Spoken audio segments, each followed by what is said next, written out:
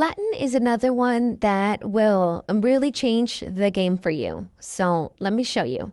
For flatten, it's what you would think welding does, like unites everything together, but with color. So let me show you. If you have an image that you want to make into a sticker, for example, or to a print and cut for a shirt, and you want to add text to it on top of that, no problem. Add it. Now, if you see in this example, I'm adding Wednesday, I'm making that white. Now, because I wanted to kind of have a layer or stand out from the image, I'm going to add an offset. Again, I'll add offset soon. But with offset, you can change the color of the offset.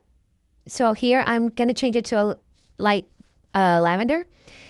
And I'm going to send the picture to the back. So now you can actually see the image, the picture, and I accidentally hit offset again, but I'm sending it to the back. And now Wednesday, you see, okay, when you first have it set up like this, I do also add an offset to the actual sticker or the outline, the whole outline together, so it can have a different, feel and also a much slicker cut around it. All right, if I were to go to make it, I would get Wednesday, I would get the offset, flatten.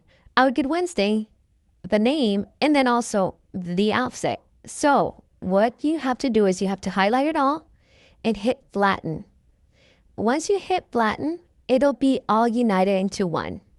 You'll be able to print it, and then Cricut would cut around all of it, not one by one, not in any way through gaps or anything like that, because you added the offset to the back, so it's one united front. So let me show you how you can do that with images. I had a shirt request the other day, or just yesterday, and they wanted the Texans logo. And if you want just regular Texans logo, you have the outline, which can be white, usually. I'm going to leave it black until the very end. You have blue, and then you have red. However, I'm having like the hardest time trying to set the blue, and you'll see what I end up doing to best set it. Because if you want to flatten it and make it into a print, then cut image, you need to make sure that it fits perfectly. And for whatever reason, on my phone, it's a little harder. If it was on the computer, it kind of is able to lay up on it pretty easy. But not to worry, there's always a way. So I'm just going to give up on this little piece, and I'm going to show you how I ended up centering it perfectly.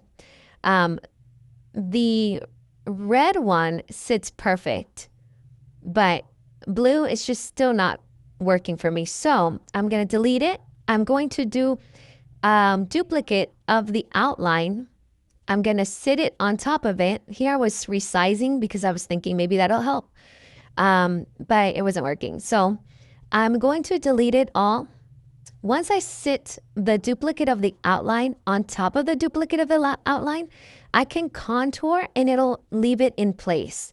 So the contour is another one that I will be making a video for, because that one is a lifesaver when you're doing layering. And so I want you to see it, understand it, practice with it, and really be able to use it interchangeable through all of your designs.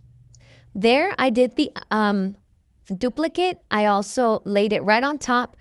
I changed the color to the top layer, and I removed everything else. You see how it's set perfectly? Yeah, that's weird. I don't know why, but it worked.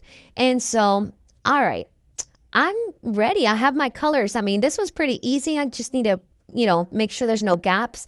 But it was pretty easy. It's only 3 colors, but there may be designs that you have that are a lot of colors. Or what if I wanted to change the Texans logo to different shades of pink, because Barbie is in and October is Breast Cancer Month? You can do it that way. But for this example, I'm going to change the outline to a light gray so you can actually see it. I'm going to highlight it all, and you see how the tone even changes? If I wanted to, I can just go straight print, then cut. The only thing is that you have to be very cautious. If there's any kind of gap, like between the red and the gray, there was a little gap.